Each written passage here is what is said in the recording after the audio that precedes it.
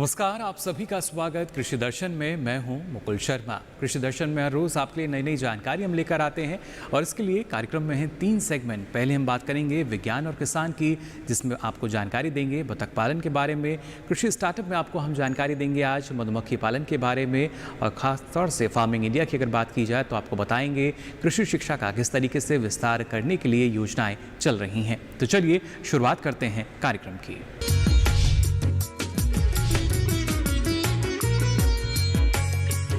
किसान बहनों भाइयों, आइए सबसे पहले बात करते हैं कृषि दर्शन में विज्ञान और किसान की। हम सभी जानते हैं अपनी आमदनी को बढ़ाने के लिए न सिर्फ कृषि क्षेत्र बल्कि इससे जुड़े तमाम जो क्षेत्र हैं वहां पर हमें सक्रिय होना होगा। और इसी के लिए अगर बात की जाए बतख पालन की, जी हाँ, इसका चयन हम कर सकते हैं। एक महत्वपूर्ण विकल्प ये हमारी आमदनी कर बढ़ाने के लिए, और इसमें आपको बता दें आपकी लागत ज़्यादा नहीं आएगी, यानी कम लागत में ज़्यादा मुनाफा आप बतख पालन से कमा सकते हैं। किस तरीके से आप इसकी शुरुआत कर सकते हैं और कैसे यहाँ आपकी आमदनी बढ़नी शुरू हो जाएगी, आइए जान लेते हैं इस रिपोर्ट में।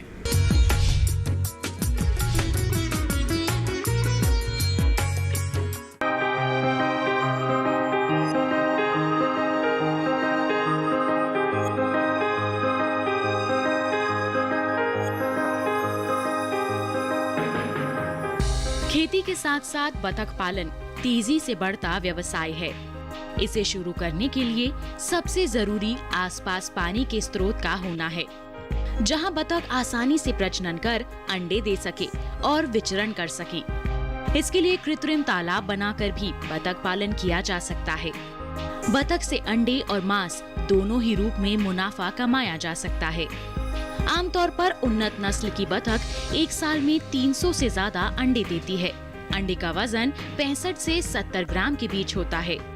वहीं मुर्गी की तुलना में बतख के मांस से मुनाफा भी ज्यादा होता है।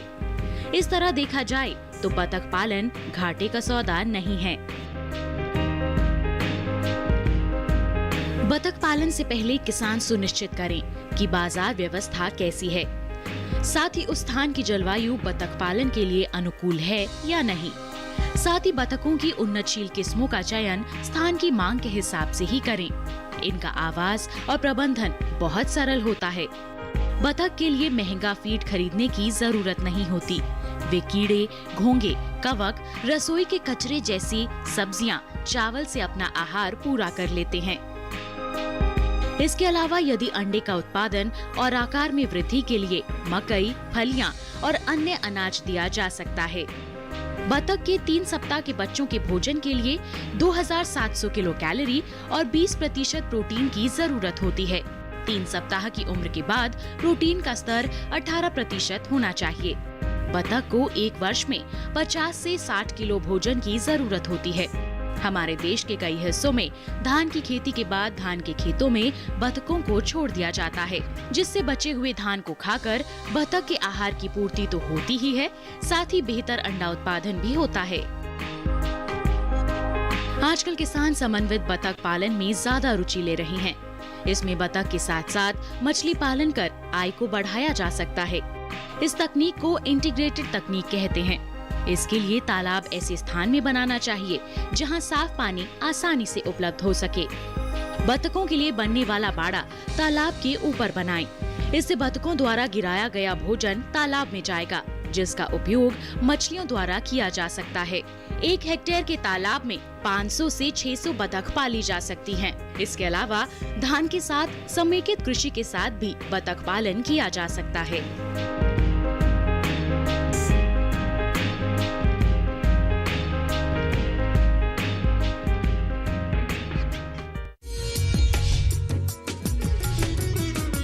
तो जाना आपने बतख पालन के जरिए कितना फायदा आपको मिल सकता है। फिलहाल कृषि दर्शन में वक्त हो चला एक छोटे से ब्रेक का। आप बने रहिए दूरदर्शन किसान पर।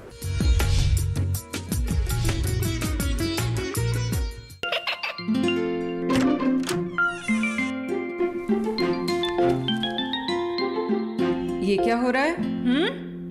काशवी, इतने कम मार्क्स? काशू, बेटा पढ़ा करो। पढ़ोगी नहीं तो आगे कैसे बढ़ोगी? मम्मा, मैं भी तो आपसे यही कहना चाहती हूँ, पढ़ा करो। आप पढ़ोगे नहीं तो आगे कैसे बढ़ोगे? मतलब? वो देखो। सिर्फ बैग पर छपा ऑर्गेनिक नहीं, ऑर्गेनिक का निशान पहचानिए। पीजीएस ऑर्गेनिक का ये लोगो उन किसानों की पहचान है जो आज भी परंपरागत विधि से रसायन मुक्त खेती कर आपके लिए शुद्ध फसल उपजा रहे हैं। अब समझे मम्मा, अगर मैं प्योर ऑर्गेनिक फूड नहीं खाऊंगी तो अच्छे मार्क्स कहाँ से लाऊंगी? अच्छा बच्चों, जैविक खेती की इस मुहिम को आगे बढ़ाइए, शुद्ध ऑर्गेनिक अपनाइए।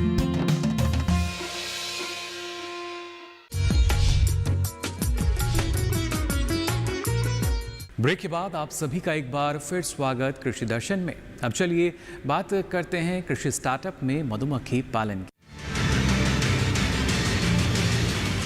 जी हाँ, किस तरीके से यहाँ भी असीम संभावनाएं हैं जो आपके मुनाफे को बढ़ा सकती हैं। और ख़ासतौर से आज कृषि स्टार्टअप में आपके लिए हर रोज़ एक सफल किसान की कहानी भी हम बताते हैं। तो आज आइए आपको भेंट कराते हैं हिमाचल प्रदेश के एक सफल मधुमक्खी पालक से, जिन्होंने न सिर्फ मधुमक्खी पालन क्षेत्र में काफ़ी प्रगति की, बल्कि दूसरे किसानों के लिए प्रेरणा का स्रोत भी बन चुके हैं। तो आइए देखते हैं सूरज चौहान जी की कामयाबी का ये सफ़र आज कृषि स्टार्टअप में।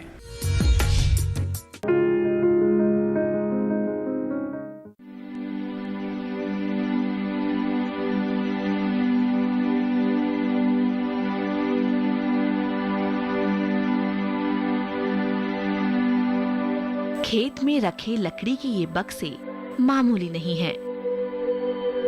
इनमें छुपा है सेहत का खजाना। सेहत का खजाना यानी शहद। दरअसल इन बक्सों में मधुमक्खियां पाली जा रही हैं। भारत में शहद की खासी मांग है। यही वजह है कि मधुमक्खी पालन का रुझान तेजी से बढ़ रहा है। गांव में मधुमक्खी पालना आसान है, क्योंकि रस चूसने के लिए फूल चाहिए जो खेतों में मिल जाते हैं। टीवी स्क्रीन पर जो नजारा देख रहे हैं, हिमाचल प्रदेश के खूबसूरत इलाके शिमला का है। यहाँ कई किस्मों की मधुमक्खियां पाली जा रही हैं, जिनमें सबसे खास है सिहाना प्रजाति। खास इसलिए क्योंकि ये प्रजाति लुप्त हो रही थी और इसे बचाना बहुत जरूरी था। इसे पहाड़ी प्रजाति भी कहा जाता है और इसकी सबसे खास बात ये है कि 18 डिग्री से भी कम तापमान पर सक्रिय रहती है। इसका मतलब ये हुआ कि सर्दी के दिनों में जब सरसों के फूल पूरे शबाब पर होते हैं, तब भी सिहाना अपना काम करती रहती है। इटालियन प्रजाति मेलिफेरा के साथ ऐसा नहीं है। ज्यादा 18 डिग्री से कम तापमान पर इसकी हिम्मत जवाब दे जाती है, जिसका सीधा असर शहद उत्पादन पर पड़ता है। वैसे मौसम की मार से मक्खियों को बचाने का एक और तरीका है पेड़ का मोटा लट्ठा। तरीका जरा पुराना है, पर है बड़े काम का। मेलिफेरा से ज़्यादा काम जो है ये सिराना हमारी बहुत एक्टिव है और बहुत ज़्यादा काम करती है। जैसे सर्दी का मौसम हो, ठंडा मौसम हो, जैसे पॉलिनेशन का टाइम आता है, जिस टाइम पॉलिनेशन टाइम आता है उस टाइम भी जो है ये तेज़ी से काम करती है। अगर ठंडा भी है, ठंडे मौसम के 18 डिग्री से नीचे का टेम्परेचर 14-15 डिग्री तक ये जो है काम कर जाती है। मेलिफेरा जबकि 18 डिग्री से ऊपर ही काम करती है, जो इटालियन बीज है। मधुमक्खी पालन कामयाब व्यवसाय का रूप ले रहा है। बहुत से लोग इस काम से सालाना 25 से 30 लाख रुपए तक की आमदनी ले रहे हैं। मधुमक्खियों से सिर्फ शहद ही नहीं मिलता, बल्कि मोम, बी पॉलन, रॉयल जेली और मधुविष भी लिया जा सकता है। लाजवाब औषधि गुणों के कारण बी पॉलन के अच्छे दाम मिल जाते हैं। कमाल की बात यह है कि इसे हासिल करने के लिए अतिरिक्त मेहनत की जरूरत नहीं। बक्सों में मधुमक्खियों के प्रवेश द्वार पर छोटा सा ट्रैप लगा दीजिए। बी पॉलन अपने आप इकट्ठा होता रहेगा। लास्ट ईयर हमने ये पोलन ट्रैप लगाए थे, अभी ये दोबारा शुरू कर दिए हैं पोलन ट्रैप लगाने। इस तरह से हम पोलन ट्रैप फिट कर देते हैं और इससे पोलन एक्सट्रैक्ट होता है, जो हम पोलन इकट्ठा करते हैं और इस तरह से पोलन इकट्ठा हो जाएगा इनके शरीर से। और ये पोलन मार्केट में जो है 4 से 5 हज़ार रुपये किलो बिकता है, जो कि बहुत कम इसका प्राइस है, और बाहर जो दूसरे देशों में जब जाता है तो इसका प्राइस और ऊंचा हो जाता है। और ये पोलन डिस्पेंसर है। पोलन डिस्पेंसर, इस पर हमने इस साल पहला जो ये पोलन डिस्पेंसर मैंने लगाया है पूरे इंडिया के अंदर, ये नॉनी यूनिवर्सिटी से हमारे को जो है सपोर्ट किया था डॉक्टर हरीश शर्मा ने, और केवीके के थ्रू और हॉर्टिकल्चर के थ्रू हमने काफ़ी सारे कैंप किए यहाँ पर अपने एरिया में, और लोगों को समझाया कि पोलन डिस्पेंसर क्या है, इससे फसल किस तरह से दुगनी होगी। तो ये भी हमने पोलन इसमें एंथर जो है पॉलिनाइजर वैरायटी के डाले, और उससे जो है मधुमक्खियों के पैरों में जब मधुमक्खियाँ बाहर निकलती है तो पोलन डिस्पेंसर पे पोलन ग्रैन छूकर ही निकलती है पॉलिनाइजर वैरायटी का, कि जिस भी वैरायटी में जाए तो अच्छा पॉलिनेशन हमारे को मिलता है, अच्छी फसल जो है हमारे को मिल जाती है सेब से। अगर आप मधुमक्खी पालन करना चाहते हैं तो पहले प्रशिक्षण जरूर ले लें। सरकार की ओर से जगह जगह प्रशिक्षण कार्यक्रम आयोजित किए जाते हैं। बहुत से कृषि विज्ञान केंद्रों में भी प्रशिक्षण की सुविधा उपलब्ध है। उसके बाद जैसे जैसे समय बीतता जाएगा आप इस काम की बारीकियां सीखते जाएंगे, साथ ही जोखिमों से बचने का हुनर भी। मिसाल के तौर पर रिंगल यानी वॉस्प कीट को ही ले लीजिए। ये मधुमक्खियों का शत्रु है जो कॉलोनी से बाहर निकली रानी मक्खी को पकड़कर खा जाता है। इस पर लगाम लगाने के लिए आपको वॉस्प ट्रैप बनाने की कला आनी चाहिए। जो ये बनाया हमने, ये इसमें एप्पल विनेगर, आधा कप एप्पल विनेगर का है और 2 कप चीनी के हैं और 2 कप पानी है। इन तीनों को जो है मिक्स करके एक घोल बनाना है और आधा केले का छिलका इसमें डालना है। उसके बाद जब ये बन जाता है तो इसकी तरफ ये जो है एक लिक्विड फीड इस तरह की बन जाती है। अट्रैक्ट करता है एप्पल विनेगर। मार्च अप्रैल में कुछ भी बाहर सड़ा गला नहीं होता है, फल फ्रूट जो कि रिंगल को चाहिए होता है, तो वो इसकी तरफ अट्रैक्ट होता है। सड़ी हुई जो इसको एक स्मेल मिल जाती है, उसके पीछे ये आते हुए ट्रैप में आता है। और जो क्वीन है मैन, उस टाइम उसकी एक क्वीन फाड़ा तो एक क्वीन मारी तो एक छत्ता जो है हमारा ख़त्म हो गया। एक क्वीन से एक छत्ता ख़त्म हो गया है। तो उस तरह से ये क्वीनें इसकी तरफ अट्रैक्ट होती है और इसके अंदर जो है विनेगर पड़ा है, विनेगर से अट्रैक्ट होकर इसके अंदर गई और उसके बाद ये जो है ख़त्म हो जाती है। शहद उत्पादन में रानी मक्खी का अलग ही रुतबा है। एक कॉलोनी में हजारों मधुमक्खियों के बीच रानी केवल एक ही होती है और यही पूर्ण रूप से मादा है। अंडे देने का काम इसी का है। बाकी मक्खियों से आकार में बड़ी होने की वजह से आसानी से पहचानी जा सकती है। इन मधुमक्खियों को गौर से देखिए, पीले धब्बे वाली मक्खी ही रानी है। शहद इकट्ठा करने की जिम्मेदारी श्रमिकों पर होती है। अगर रानी मक्खी मर जाए या कॉलोनी छोड़कर चली जाए तो शहद उत्पादन नहीं हो पाएगा।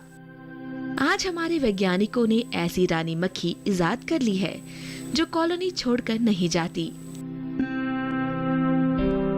आप चुनिंदा कॉलोनियों में अलग से रानी मक्खी पाल सकते हैं। अच्छी क्वालिटी नई रानियों में आनी चाहिए कि वो यहाँ से घर छोड़कर भी ना भागे, और कुछ और जो कमियां हैं वो बीमारियों से बचने वाली मधुमक्खियाँ, जो इस तरह की मधुमक्खियाँ जैसे हमारी सिलेक्टेड कॉलोनी है, इसी से हमने रानियाँ बनानी है। तो इसके लिए हमारे पास इस तरह के जो है अपने पास इक्विपमेंट चाहिए। हम इस तरह से नई रानियाँ तैयार करते हैं। ये हमारी नीडल है, इसे हम लार्वा जो है ग्राफ्ट करके उससे लार्वा लेकर इसमें हम इसको एंटर करते हैं और उसके बाद क्वीनलेस बॉक्स में देकर नई रानियाँ तैयार करते हैं। जो नई रानियाँ तैयार होती हैं उसको उसके बाद क्वीन केज में रखा जाता है बंद करके, और उसके बाद उसको जब हम कोई नई कॉलोनी, अच्छी कॉलोनी जब हमने बनानी है, मल्टीप्लाई करनी है, तो उसको अच्छी क्वीन जो है हम यहाँ से देते हैं।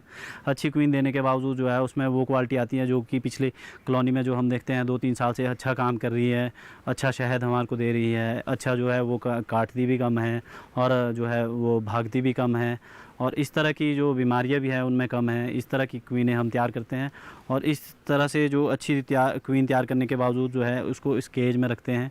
केज में रखने के बाद हम उसमें जो है बॉक्स में जो नई मधुमक्खियाँ हैं उनको दे देते हैं ताकि वो उसको जो है मार ना सके। इसके अंदर रखते हैं 24 घंटे के लिए। 24 घंटे में जब वो अपने फिरामोन छोड़ देती हैं तो वो मधुमक्खियाँ उसको एक्सेप्ट कर देती हैं। तो एक्सेप्ट करने के बाद इसको खोल दिया जाता है और क्वीन जो है उसके बाद उसमें काम करना शुरू कर देती है और वो उसका नया परिवार बन जाता है। इस तरह से जो है मल्टीप्लाई का काम हम करते हैं। मधुमक्खी पालन साफ सुथरा काम है और शारीरिक मेहनत वाला भी नहीं है। हाँ, आपको थोड़ा हुनरमंद बनना पड़ेगा। मेहनत का काम मधुमक्खियों पर छोड़ दीजिए। वो दूर दूर से फलों का रस लाएंगी और शहद तैयार करेंगी। आपको बस निगरानी रखनी है।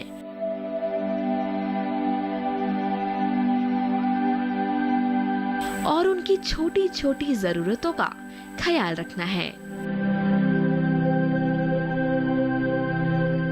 तो देखा आपने मधुमक्खी पालन करके भी किस तरीके से आप प्रगति की राह पर आगे बढ़ सकते हैं। फिलहाल कृषि दर्शन में वक्त हो चला एक और छोटे से ब्रेक का। आप बने रहिए दूरदर्शन किसान पर।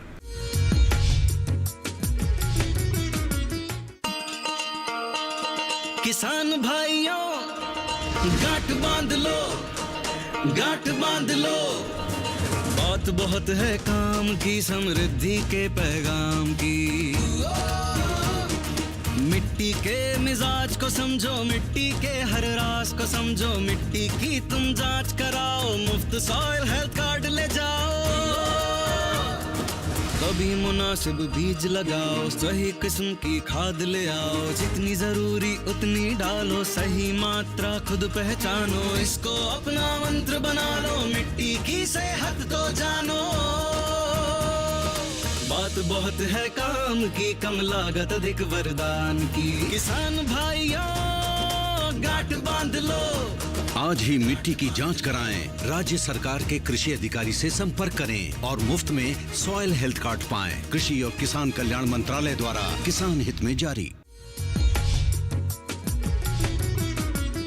ब्रेक के बाद आप सभी का एक बार फिर स्वागत कृषि दर्शन में। अब चलिए बात करते हैं फार्मिंग इंडिया की। हम सभी जानते हैं शिक्षा कितनी महत्वपूर्ण है हम सबके लिए, लेकिन जब बात की जाती है कृषि शिक्षा की तो यहाँ भी अब बदलाव नज़र आने लगा है। सरकार की तरफ से नई शिक्षा नीति अब सामने आ चुकी है और खासतौर से जब कृषि शिक्षा की बात की जाए तो इसके लिए भी पुरजोर कोशिशें शुरू कर दी गई हैं। खासतौर से केंद्रीय कृषि एवं किसान कल्याण मंत्री द्वारा आपको बता दें भारतीय कृषि अनुसंधान परिषद में एक नई समिति का गठन करने की बात कही गई है, जो कि कृषि शिक्षा पर पूरी तरीके से जोर देगी और कोशिश कर सकेगी कि और ज़्यादा बदलाव इसमें आए, जिससे ज़्यादा से ज़्यादा युवाओं का रुझान इस ओर हो सके। आइए इस बारे में नज़र डाल लेते हैं इस खास रिपोर्ट पर।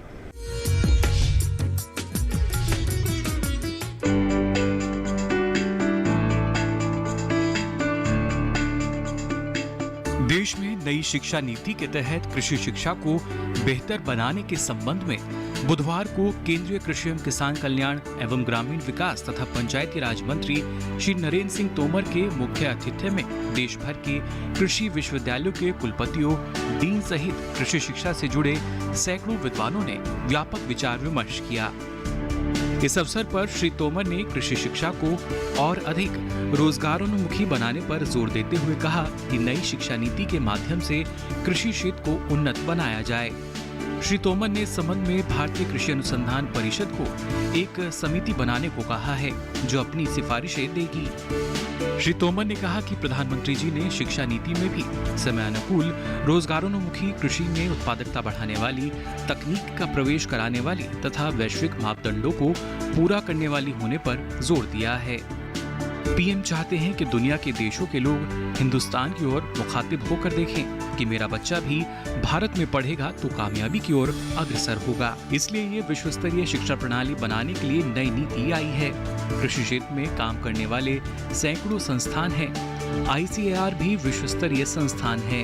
इनसे जुड़े संस्थानों के वैज्ञानिकों ने अनुसंधान के माध्यम से कृषि को समृद्ध बनाने में योगदान दिया है। अब नई शिक्षा नीति में कृषि क्षेत्र को उन्नत बनाने वाले बिंदुओं को पहचान कर समावेश करें, एक समिति बनाकर सुझाव लेकर निष्कर्ष दें ताकि कृषि शिक्षा के संस्थान बेहतर काम कर सकें। हमारी शिक्षा नीति समयानुकूल हो, आवश्यकता का परक हो, रोजगार उन्मुखी हो,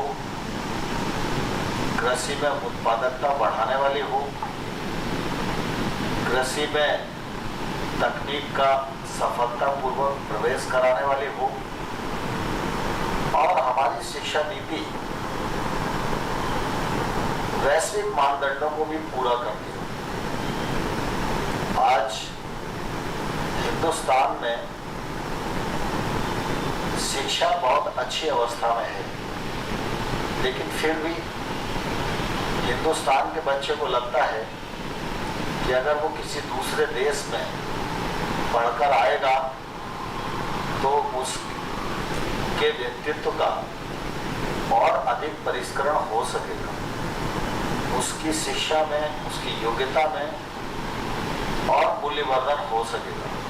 ये एक आकांक्षा बनी रहती है। प्रधानमंत्री चाहते हैं कि हमारी शिक्षा नीति ऐसी हो कि हमारा छात्र तो विदेश में शिक्षा ग्रहण करे, इसके लिए उसको आवश्यकता ना हो, लेकिन दुनिया के कई देश हिंदुस्तान की ओर मुखातिब होकर देखें कि अगर मेरा बच्चा हिंदुस्तान में जाकर पढ़ेगा तो मेरे बच्चे के जीवन को परिष्कृत करने में कामयाबी मिलेगी। इस दृष्टिकोण के आधार पर प्रधानमंत्री जी ने अनेक लोगों के साथ बातचीत की, सभी विद्वज्जन बैठे और उनमें शिक्षा की समग्रता और शिक्षा के गैप्स इनकी पहचान की और आने वाले कल में हम अपनी शिक्षा प्रणाली को विश्व स्तरीय शिक्षा कैसे बना सकते हैं और उसके लिए क्या क्या करना आवश्यक है, इस दिशा में विचार विमर्श उपरांत यह नई शिक्षा नीति आई। इस शिक्षा नीति को मंत्रिपरिषद ने मंजूरी दे दी है और जब नई शिक्षा नीति देश में आ गई है तो निश्चित रूप से कृषि के क्षेत्र में काम करने वाले जो हमारे संस्थान हैं, 75 तो हमारे कृषि विश्वविद्यालय हैं, केंद्रीय विश्वविद्यालय हैं, 45,000 से अधिक बच्चे हर साल इस क्षेत्र में पढ़कर निकलते हैं। बड़ी संख्या में पीजी कोर्स हमारे यहाँ है, 76 विषयों पर पीएचडी हमारे यहाँ होती है और आईसीआर हमारा एक तौर से नामकरण की दृष्टि से इंटरनेशनल इंस्टीट्यूशन न हो, लेकिन मैं समझता हूँ आईसीआर विश्व स्तरीय किसी भी संस्थान से पीछे नहीं है। यह हम सबके लिए निश्चित रूप से गौरव और प्रसन्नता का विषय है। आईसीआर और केबीके से जुड़े हमारे संस्थान और केबीके में जो साइंटिस्ट काम करते हैं, उन्होंने अनुसंधान के माध्यम से निश्चित रूप से हमारी कृषि को बढ़ावा दिया है, कृषि को समृद्ध बनाने में योगदान दिया है और मुझे ये कहते हुए प्रसन्नता है कि देश के बहुत सारे कंट्रियाँ ऐसी हैं जो कृषि के क्षेत्र में महारत हासिल किए हुए हैं, यद्यपि उनका आकार प्रकार और जनसंख्या हमसे कम है, लेकिन वहाँ पर जो लोग काम कर रहे हैं वो विद्यार्थी हमारे यहाँ ही कृषि शिक्षा को ग्रहण करके अपने देश को अग्रणी बनाने में सफल हुए।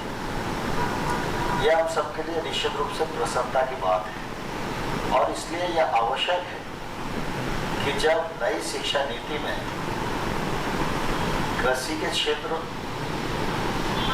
में इस शिक्षा नीति के जो महत्वपूर्ण बिंदु हैं, आवश्यक हैं, हमारे क्षेत्र को और उन्नत बना सकते हैं, ऐसे बिंदुओं को पहचान कर उनका समावेश हम कृषि शिक्षा में कैसे कर सकते हैं, इस दिशा में निश्चित रूप से विचार करने की आवश्यकता है। पिछले दिनों जब नई शिक्षा नीति आई थी तो हम लोग और डीजी महापात्रा जी सब लोग बातचीत कर रहे थे, तो ये तय हुआ कि हमारे साथ जितने विद्वान काम करते हैं, सबका मत और सबका सुझाव इस मामले में लेना चाहिए। आज यह अवसर आया और आप सब ने काफ़ी अच्छा विमर्श किया है और मुझे लगता है इसके निष्कर्ष भी अच्छे आएंगे।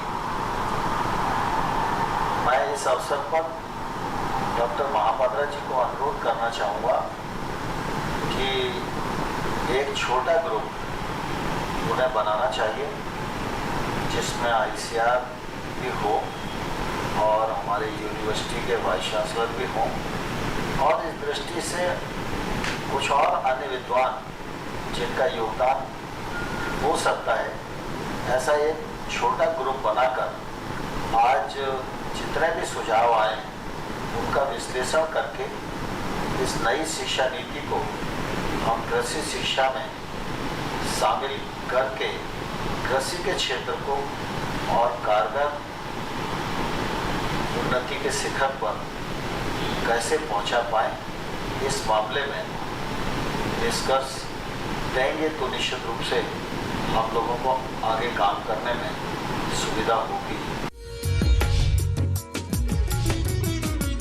और आइए अब कृषि दर्शन में आगे बढ़ते हैं। आपको बताते हैं ट्विटर पर किस तरीके से कृषि और उससे जुड़े जो क्षेत्र हैं उनको लेकर महत्वपूर्ण जानकारी साझा की गई है। आइए देखते हैं।